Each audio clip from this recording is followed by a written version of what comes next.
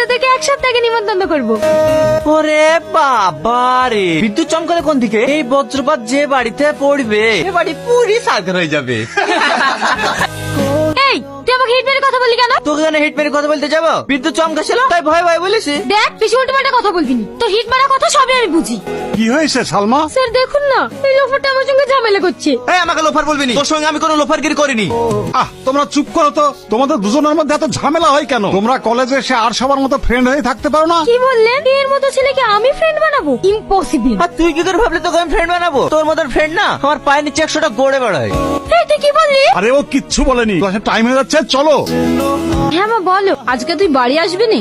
না মা আজকে যাব না, কালকে যাব। তোকে যে কথা বলেছিলাম সেই আংটির ব্যাপারে, ওটা কি হয়েছে? হ্যাঁ মা টাকা ম্যানেজ হয়ে গেছে, কাল কিনবো। এত টাকা কোথায় পেলি? স্কলারশিপের কিছু টাকা ছিল আর বান্ধবীর সাথে কিছু টাকা ধার নিয়েছি, ওটাতে মোটামুটি একটা আংটি হয়ে যাবে।